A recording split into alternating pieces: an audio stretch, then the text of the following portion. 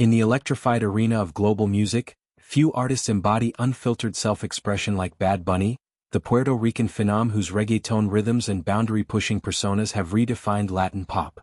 As he gears up for the Super Bowl halftime spectacle, a platform that has launched legends from Michael Jackson to Shakira, controversy swirls around his choice to perform primarily in Spanish. Detractors, including high-profile figures like former President Donald Trump, decry it as exclusionary, arguing the NFL's marquee event demands English universality. Yet amid the backlash, a surprising ally has emerged. Daisy Fuentes, the trailblazing former MTV VJ whose own Latina journey mirrors Bad Bunny's defiance. In a heartfelt endorsement, Fuentes hails the 31-year-old as a paragon of authenticity, a quality she knows intimately from breaking barriers in English-dominant media. Fuentes' support cuts deep, rooted in her frontline experience as one of the first Latina faces on MTV in the early 2000s. Born in Havana, Cuba, she fled to the U.S. as a child, landing in Newark's multicultural crucible. Thrust into a public school where English was the lingua franca, young Daisy navigated silence and imitation. "I just remember being quiet because I didn't speak a word of English," she recalled, her voice carrying the echo of playground isolation. Classmates who shared her Spanish heritage eyed her Castilian accent, crisp and continental from island roots, with bemusement, forcing her to code switch like a linguistic chameleon.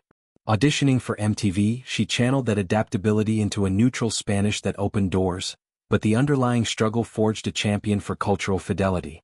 "I was so happy for him," Fuentes told a leading entertainment outlet, her words a bomb against the bilingual fray. Bad Bunny, she argues, exemplifies the triumph of staying true. Unyielding in his dialect, his themes of queer joy and social justice, his refusal to anglicize for assimilation. "He has not adjusted who he is, how he sings, what he says, what he wants to do," she emphasized. In an industry that often dilutes Latin artists, pushing crossover hits or sanitized personas, Benito Antonio Martinez Ocasio's ascent is revolutionary.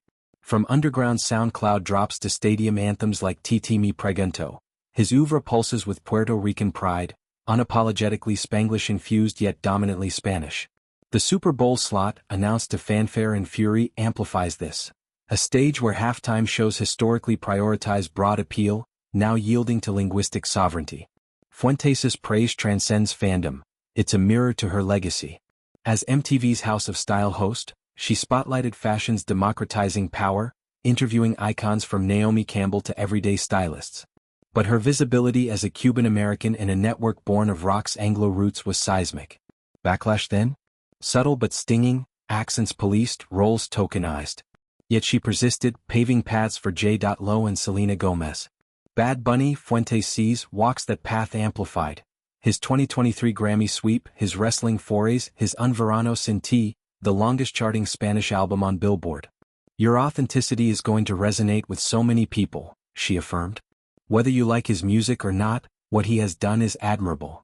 The controversy, ignited by Trump's tweet decrying a Spanish-only show, exposes deeper divides.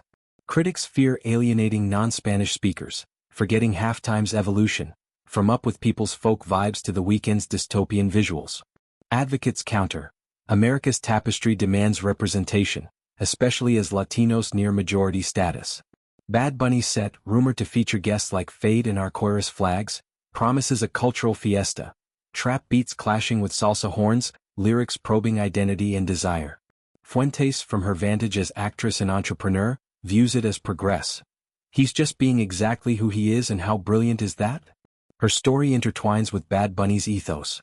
Post-MTV, Fuentes built a brand blending beauty lines with philanthropy, always centering Latina voices. Childhood's accent battles? Fuel for empathy. "The other kids who did speak Spanish didn't quite understand my Castilian accent," she shared, a microcosm of diaspora fractures. Bad Bunny bridges them, his bunny mask anonymity shielding vulnerability while bearing soul. Fuentes' endorsement? A full-circle nod, from quiet immigrant to vocal validator. As kickoff nears, this alliance spotlights stakes beyond spectacle.